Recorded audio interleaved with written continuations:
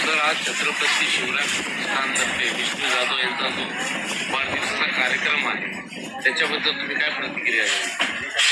एकतर प्रथमतः वाढदिवसानंतर आमच्या प्रतिष्ठानचा युवा चेहरा विष्णू जाधव यांना मी प्रतिष्ठानच्या वतीने फार फार हार्दिक शुभेच्छा व उदंड आयुष्य लाभो ही जगदंबेच्या चरणी प्रार्थना करतो।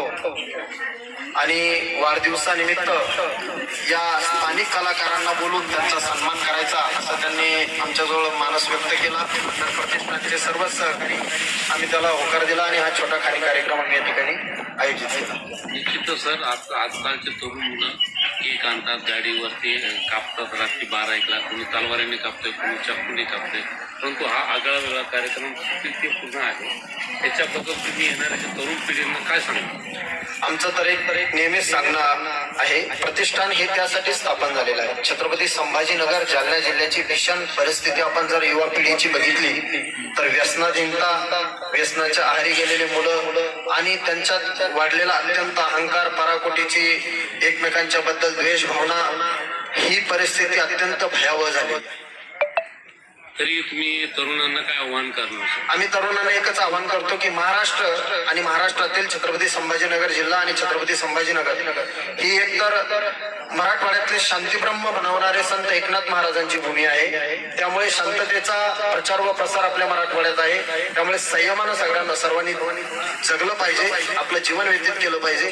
त्याचप्रमाणे छत्रपती शिवाजी महाराजांचे पूर्वज म्हणजे मालोजी राजे असतील, शहाजी राजे असतील, त्यांची सुद्धा ही या ठिकाणी भूमी आहे। म्हणून अन्यायाच्या विरुद्ध सुद्धा लढलं पाहिजे, परंतु कुठल्याही निरपराध लोकांवरती कुठलाही अन्याय होऊ नये हीच आमची या ठिकाणी प्रचार प्रसाराची माहिती किंवा प्रचार प्रसाराचं आमचं कार्य आहे। माझं नाव श्री अरुण पिंपळे महाराज, संस्थापक छत्रपती शिवराय प्रतिष्ठान। सर, तुम्ही द्या। तुझ्या रीलमुळे संपूर्ण तरुण वर्ग खुश आहे, तर काय तरुणांना आवाहन करणार? आज छत्रपती शिवाजी महाराज प्रतिष्ठान या ठिकाणी जो वाढदिवस साजरा केला, खरंच या वाढदिवसामध्ये एक सामाजिक कार्यक्रम आणि इथून पुढे तरुणांनी वाढदिवसानिमित्त सामाजिक कार्यक्रमच राबवला पाहिजे।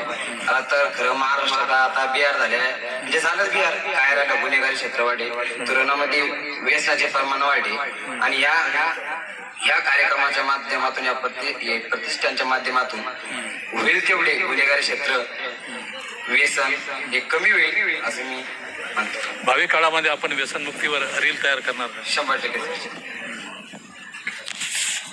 शिवराय प्रतिष्ठानचे पदाधिकारी आहेत, आपले पिंपळे महाराज आहेत, अरुण पिंपळे महाराज आहेत, काय कसं वाटतंय तुम्हाला एवढे प्रतिष्ठान नागरिक जमलेले आहेत? सर, हा कार्यक्रम जो वाढदिवसाचा आहे, या कार्यक्रमाचा उद्देश 2 आहे सर। एक तर सर आपलं कसं आहे, जेव्हा नवतरुण पिढी सर तशी चुकीच्या दिशेने चाललेली आहे। कोणी तलवारीनं केक कापणं झालं, कोणी डीजे लावणं झालं, तर डीजे मध्ये भांडणं होते, त्याच्यामध्ये दारू ते सगळं कोणचं काही येऊन जातं सर त्याच्यामध्ये। आणि दुसरा विषय हा सर की आपली संस्कृती, की आपण आता वाढदिवसानिमित्त गरीबला दान केलं पाहिजे, तसंच वेगवेगळे कार्यक्रम घेतले पाहिजे, तसेच आपल्या लोकांना पुढे कसं जाता येईल त्याचा प्रयत्न केला पाहिजे। तर आपण हा वाढदिवसाच्या निमित्त कलाकारांना बोलवलेला आहे। काही कलाकार आपल्याला काही कारणास्तव आलेले नाही, तर त्यांनी आपल्याला व्हिडिओ कॉलवरती